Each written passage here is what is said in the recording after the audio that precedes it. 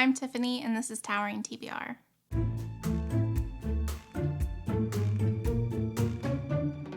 So I'm here today to tell you about the books I've read in the month of November so far. I have 8 books and 1 DNF to talk about, and I felt like if I wait towards the end of the month, I would forget some details. So I thought I would do one now. The first book that I DNF'd, I'll talk about that first, was Madly Deeply by Alan Rickman. I wanted so badly to like this, but these were unedited diary entries. And unfortunately, Alan Rickman and I do not keep the same type of diary standards. When I write in a diary or a journal, I provide a lot of context. I talk about what led up to something. I provide details. I don't know if it's because he never really intended them to be published or what, but it was very much like, saw T at lunch today, saw Jurassic Park the other day, what a good one. Like, it was just kind of random snippets, and after reading about 20 pages, I just couldn't get interested. The authors who compiled this, or I guess the editor, did provide some footnotes for some extra context, but it basically just felt like I was reading scribbles of someone's journal and not an actual book. So I DNF'd that. The first book I actually picked up and finished was a graphic memoir called Numb to This by Kindra Neely.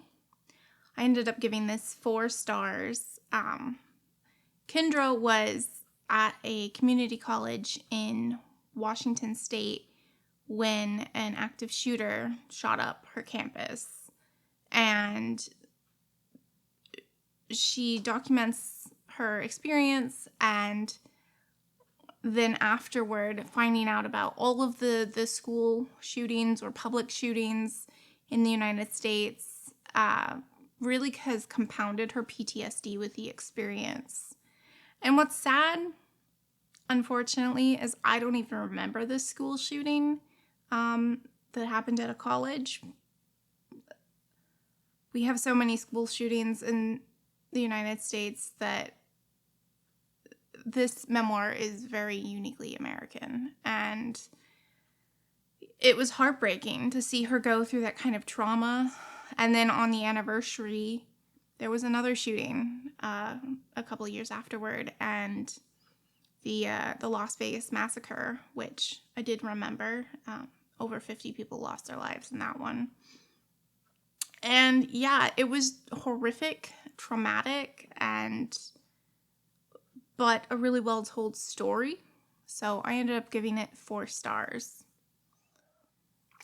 Then I picked up How We Fight for Our Lives by Saeed Jones. This is his memoir of growing up gay and Black in the United States South.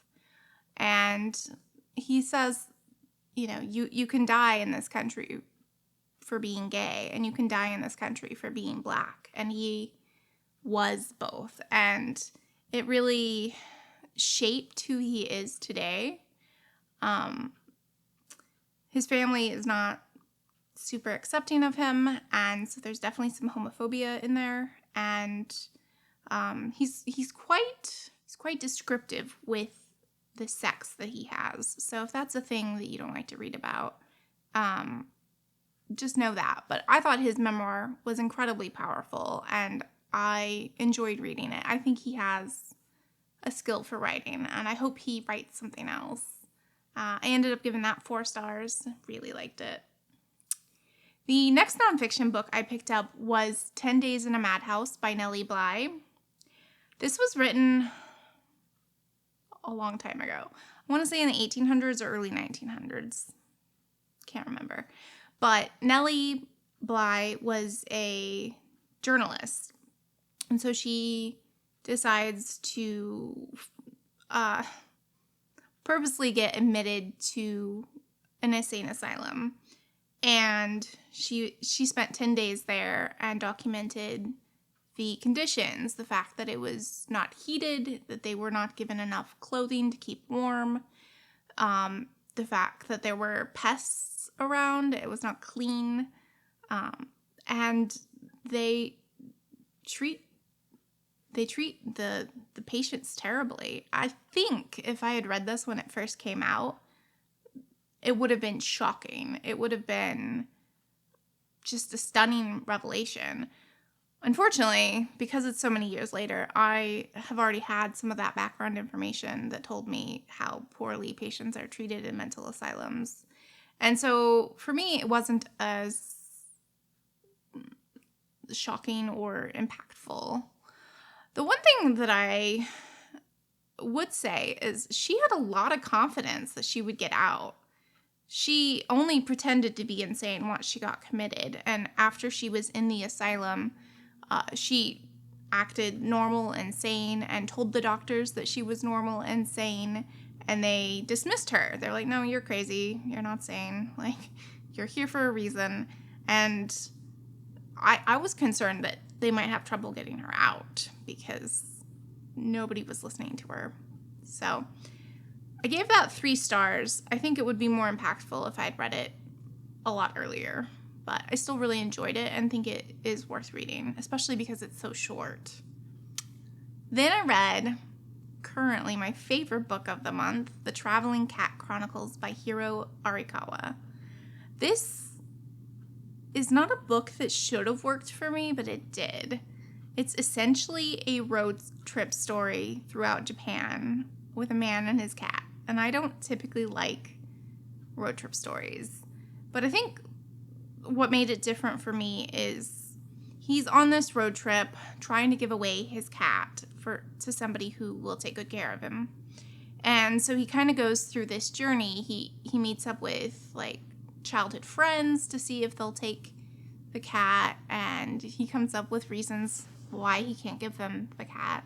And through the road trip, he meets different people from his life, and we kind of go back to that part of his story and learn more about this character. And the cat also has a point of view, and he's really sassy and sarcastic, and I bawled at the end. It was just it was a sad and sweet read, and I'm really glad I read it. I gave that 5 stars. So after I had given up on the Alan Rickman biography or autobiography, I decided to pick up Tom Felton's Behind the Wand. He just put out his memoir talking about his time growing up, and that includes, him being an actor in the Harry Potter movies. If you're not aware, Tom Felton plays the character of Draco Malfoy. And I really enjoyed his memoir. I gave it 3.5 stars.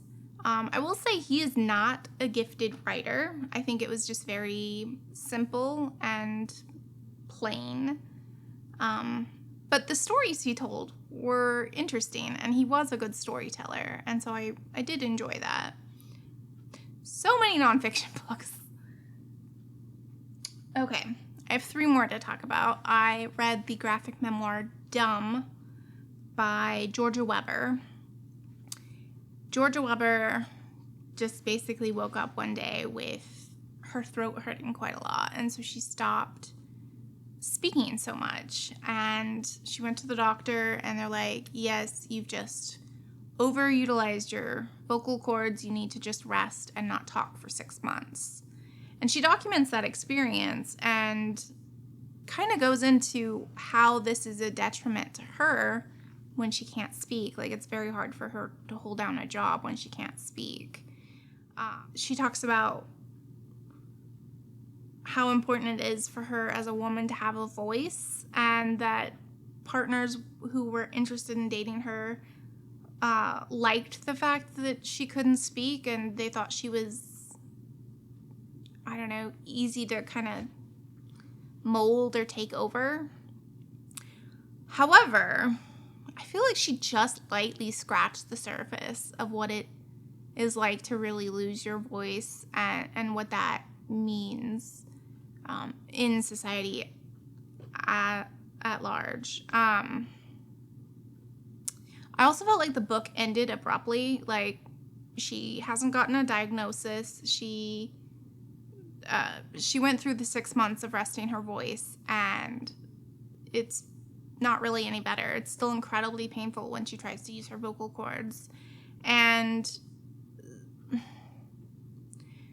as a chronically ill person, I know that things don't always get tied up neatly in a bow, and the fact that she's still ill does kind of make an anticlimactic ending. However, I feel like she had so much to work with, and I feel like she just didn't dig deep. It didn't feel as worthwhile or meaningful.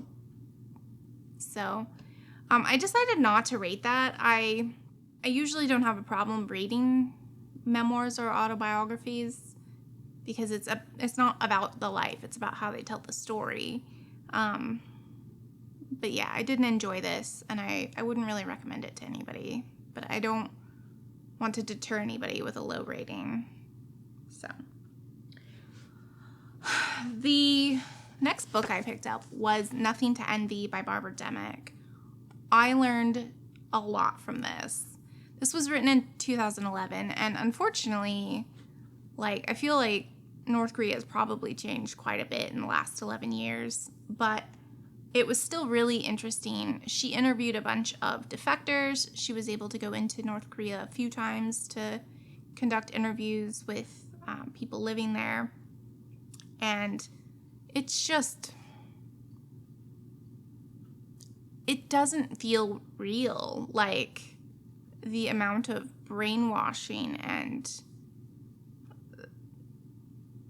having to do without and seeing people starve to death on the streets. And a famine hit North Korea in the 1990s, and so many people died. They would eat bark and leaves and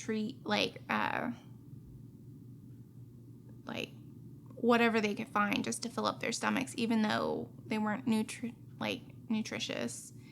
And yeah, there is a really horrific scene where people desperate for food start killing animals and start eating roadkill. I mean, it's not really roadkill because they don't really have very many cars, but you know what I mean, diseased animals on the side of the road.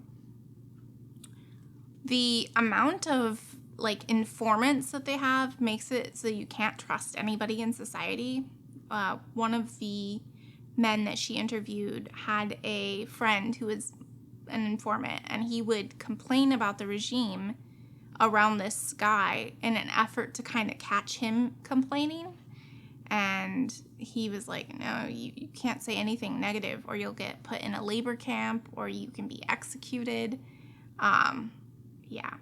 This had so much information and was incredibly informative. And I highly recommend, if you're interested in North Korea at all, I think this is a really good text to check out. And I gave it 5 stars. The last book I picked up was kind of a mood read, Sorrow and Bliss by Meg Mason. Unfortunately, I did not care for this. I gave it 2.5 stars. This is about a woman called Martha who is in her 40s, and she is really unhappy in her marriage, and she's really unhappy with life in and of itself. There are times where she is depressed and has thoughts of suicide, so trigger warnings there. But then she gets diagnosed with a mental illness, and we see what are essentially symptoms of her mental illness. But they don't ever name the mental illness. They always call it blank, or on the audiobook they called it X. But at the end of this, there's an author's note that the mental illness that Martha has is completely made up and is not real. And I think that maybe she did that to cover her butt, as a liability. But I felt like it really stigmatized mental illness, especially because the symptoms and personality really lent themselves to believe that it's either borderline personality disorder or bipolar disorder. And because she had symptoms of a real illness, by refusing to name it, I think she stigmatizes it further. I really hated that choice.